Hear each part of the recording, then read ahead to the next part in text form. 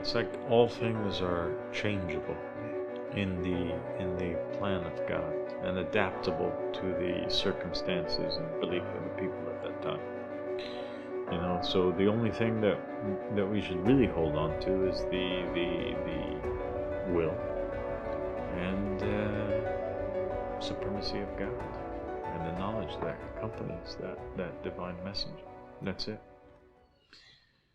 So Javid, we identified the way that people can know whether or not they're on the true path or not, and how they can find God or the messenger of God or not, and be able to tell if he's truly from God or not from God.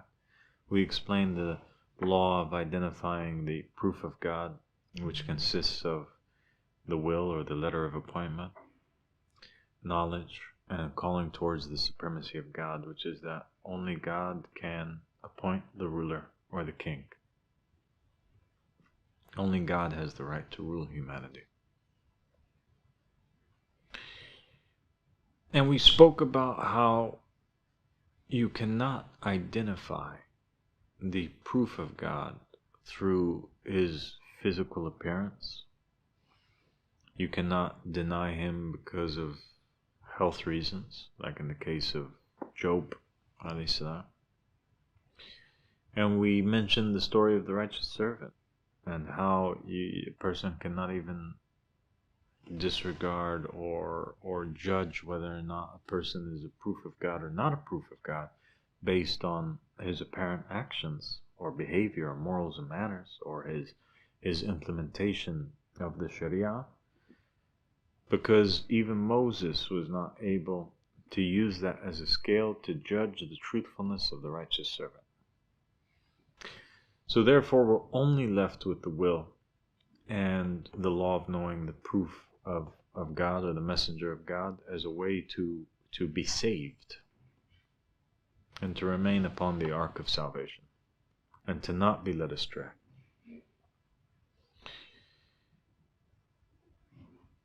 Once we find the proof, the person who fulfills this criteria, we have a divine obligation to stick with them no matter what. And we can never doubt in that individual after that. And the proof of this comes in the stories of the prophets and the messengers. God is consistently warning us in their stories to never judge the prophet or the messenger by any other means other than the law. So in the story of Noah, Noah had fulfilled the criteria. Noah was a prophet that was prophesied by Adam. Adam and the prophets leading up to Noah had spoken about the coming of a Savior who would come at the time where God would destroy earth through a flood. And the believers were well aware of this character to be born, whose name was Noah. When Noah arrived, he claimed to be that promised Savior. And he demonstrated knowledge and he called towards the supremacy of God. And that people should accept the divinely appointed messenger, who was Noah, and reject the sons of Cain, who were controlling all of the earth at the time. Noah gathered believers, he started his dawah, and people began to believe in him. And one day, Noah, after suffering many years of oppression and violence, him and his followers, they were attacked consistently by the sons of Cain. Narrations mention that at times they would be attacked with stones. Noah was several times knocked upside the head, unconscious for several days, laying on the ground with blood flowing from his ears. The believers needed a relief, and they prayed to Noah to ask God for the hastening of the punishment. Well, finally, after Noah called on God, God sent Gabriel down to tell Noah, to tell his followers, that when he plants this palm tree seed, and it grows to be a tree, the relief would happen. And so he informs his believers, and the believers are ecstatic. They're filled with the spirit of faith, and they're excited. They are working night and day, extra hard, and they have full certitude in the promise of God, that once this little plant becomes a palm tree, the relief is going to happen. On the day that the palm tree was a full-grown one, they waited and waited and waited, and nothing happened. And they looked towards each other. And then they finally mustered up enough courage to go and ask Noah, whose response to them was, actually, I don't know. I'm going to call upon God and find out. Noah calls upon God. Gabriel comes down and tells Noah, Noah, take this new seed and plant it in the ground. And when it becomes a full-grown tree, that is when the relief will happen.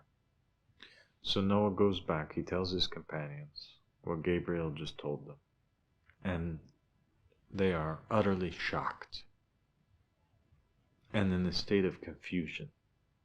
And instantly his companions, his congregation, breaks down into three groups.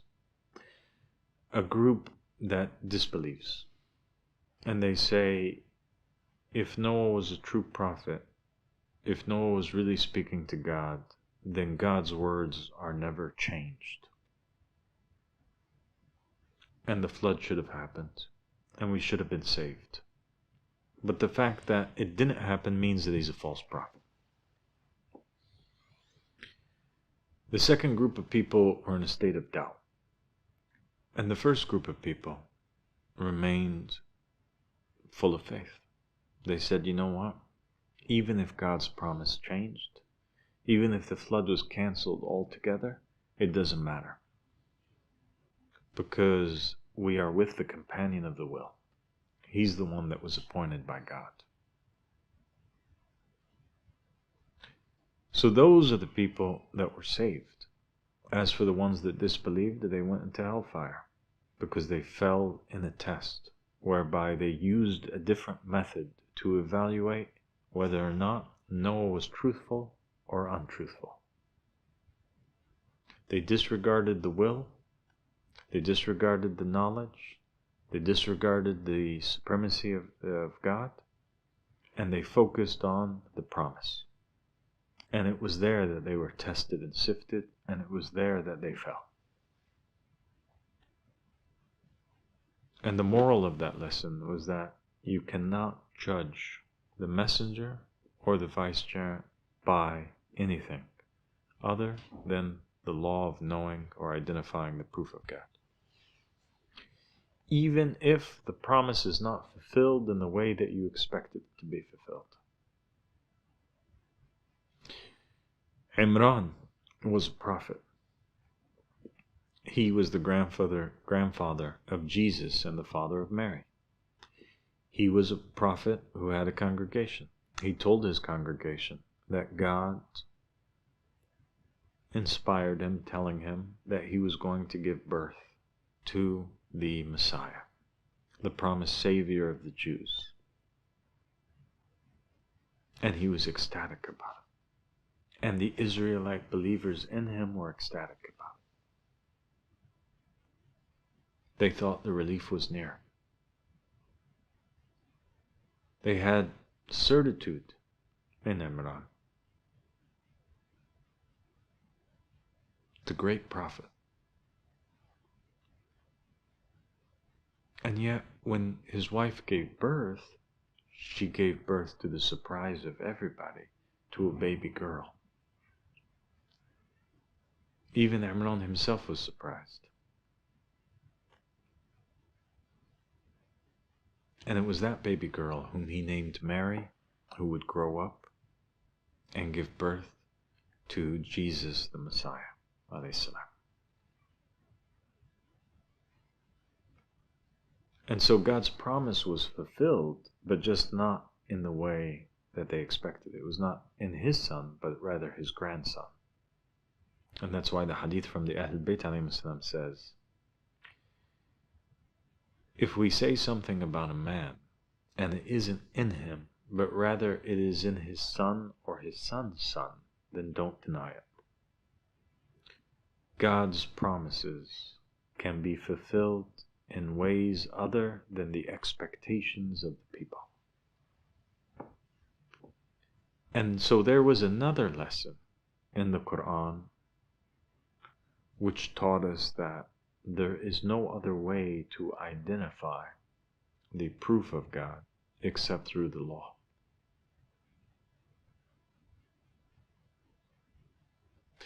Then we come to the story of Jesus, which is one of the most difficult trials and tribulations and fitnas that any group of believers had ever gone through.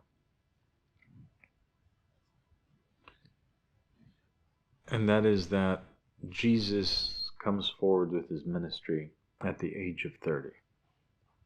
He claims to be the Jewish Messiah. He performs all kinds of miracles. He demonstrates knowledge. He claims the will. He calls towards the supremacy of God. He's rebelling against the rulers and the scholars and the rabbis who were not appointed by God. And he calls towards the rulership of God, God's land, his state on earth.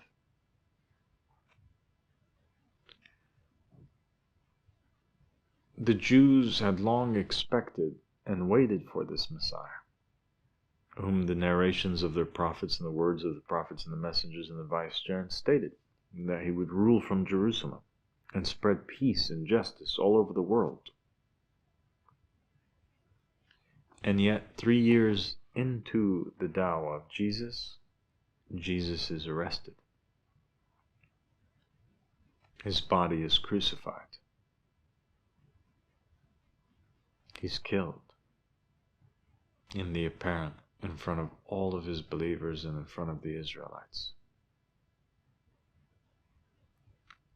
The Israelites took it as a sign that God was saying that Jesus was a false prophet, because he did not fulfill anything from what they expected the Messiah to do, of conquering and ruling.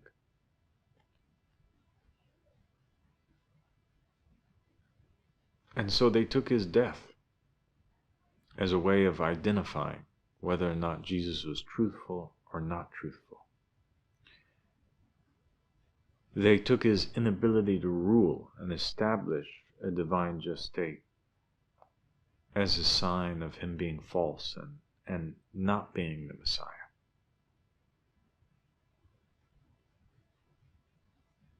And yet, as you and I know, and 2.2 billion Christians around the world and 1.8 billion Muslims, Jesus is the Messiah, was the Messiah, and remains the Messiah that was sent to the Jews. And so you see there how incredibly dangerous it is to judge the prophet or the messenger by our own expectations. And how using anything, even the fulfillment of prophecies, as a way of identifying whether the person was truthful or not truthful, is a false way.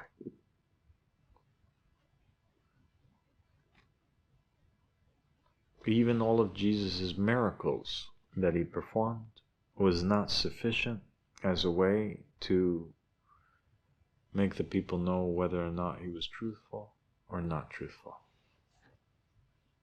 And after knowing where the truth is, no matter how hard or scary the path becomes after that, it's irrelevant. As long as we just hold on tight to it, then we are saved.